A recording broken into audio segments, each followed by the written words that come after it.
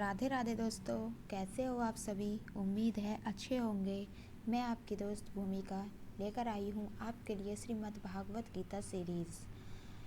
Last videos में हमने बात की थी श्रीमद् भागवत गीता महात्म्य के बारे में। अब हम बात करने जा रहे हैं श्रीमद् भागवत महापुराण के प्रथम स्कंद के बारे में।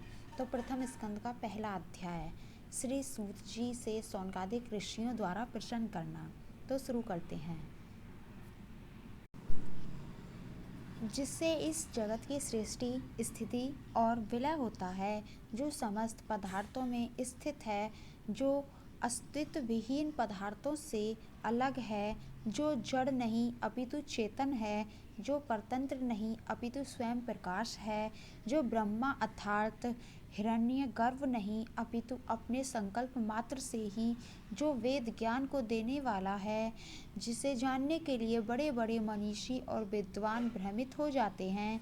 जैसे सूर्य रश्मियों को में जल में स्थल का और स्थल में जल का भ्रम हो जाता है, वैसे ही जिसमें यह त्रिगुणमयी जागृत, स्वप्न और सुषुप्ति सृष्टि मिथ्या होने पर भी वस्तुतः सत्य प्रतीत होती है, उस स्वयं प्रकाश तथा सर्वथा माया से परिपूर्ण होते हुए भी उससे मुक्त रहने वाले परम स्वरूप सत्य स्वरूप परमात्मा का हम ध्यान करते हैं।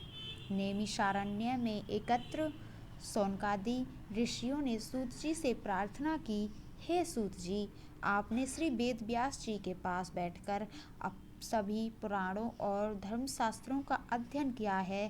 कृपया हमें भी बताइए कि उन पुराणों और धर्मशास्त्रों का तथा गुरुजनों के उपदेशों में ऐसा क्या है जिससे कलयुग में निवास करने वाले जीवों का कल्याण हो सके।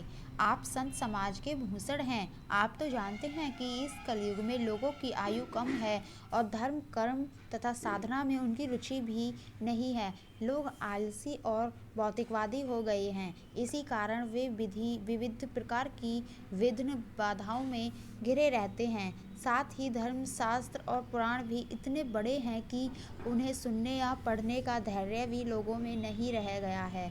आप अपनी बुद्धि से उनका सार तत्व हमें बताइए ताकि हमारा कल्याण हो सके। एक अन्य ऋषि ने कहा, हे सूत जी, महामुनि वेदव्यास जी ने श्रीमद्भागवत पुराण में मोक्ष के लिए फल की कामना से रहित श्रेष्ठ कर धर्म का उल्लेख किया है।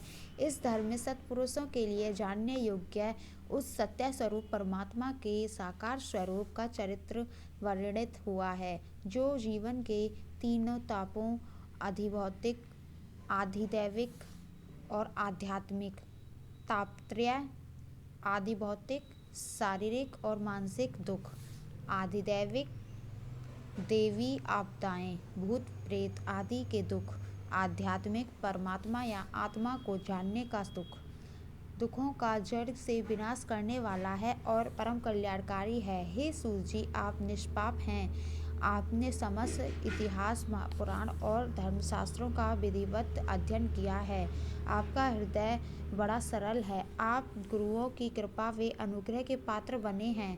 आप हमें कृपया यदुवंशियों के रक्षक भक्तवत्सल्य भगवान श्री कृष्ण के अवतार की कथा सुनाइए और हमारे जीवन को परमात्मा के उस अद्भुत चरित्र से रसामृत करके हमें जीवन मृत्यु के इस चक्र से मुक्ति दिलाइए।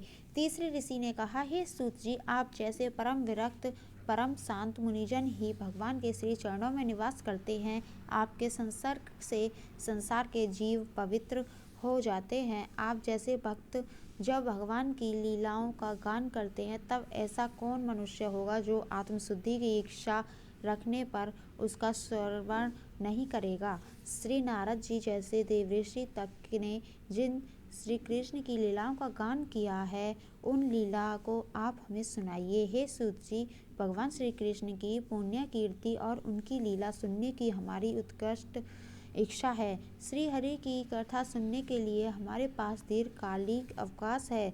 जैसे समुद्र पार जाने वालों के लिए कोई कर्णधार मिल जाता है, उसी प्रकार इस भवसागर के से पार जाने की इच्छा रखने वालों के लिए,